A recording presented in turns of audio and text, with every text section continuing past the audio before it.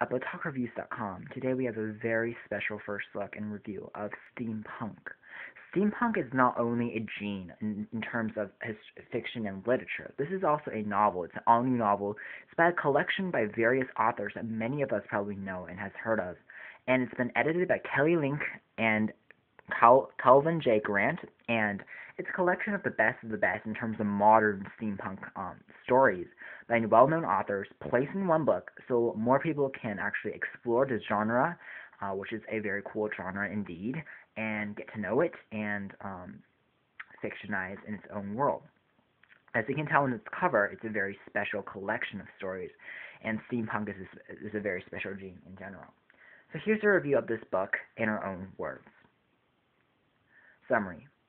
Steampunk is a subgene that originated in the 70s to 80s to 90s that combines future time travel with romance, clockwork mechanics, and action overall. The result is a wild feast for the imagination and for the mind.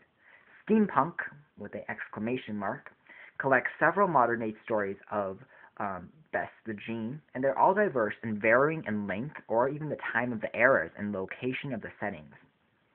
Some featured authors include Cassandra Clare, which is well known for the Mortal Instruments and Infernal Devices series, and we happen to be a great fan of her literature and her style of writing, and as early as the Harry Potter fan clubs. We also have Kelly Link herself, which is a great master of this genre, as well as Holly Black, who is a very good friend of Cassandra Clare's, and those two, Holly Black and Cassandra Clare, seems to go hand in hand, and both creating haunting stories that are different, and yet both of theirs really stood out in this collection of a lot of, basic stories. And what I liked about this was definitely the intro, and it gave a solid gene a chance to capture more readers' attentions in this overcrowded market. And many stories were haunting and will be described with a lot of personification and characters and dialogue. For example, Cassandra Clare's One Fortunate Future Day is the opener for this novel. It was also one of the most haunting in the entire book. And it's about this young girl who is lonely because everyone has left her into this isolated town where she survives alone with her clockwork dolls. And one day she sees a wounded soldier, heals him back, and she falls in love with him, or so she thinks, but not truly. And he does not love her, but she tries to make the love happen, the rewinding time and rewinding time and rewinding time. And it's very haunting, it's very dark, but it also captures Cassandra Clare's magic in a very short amount of time. It was very good.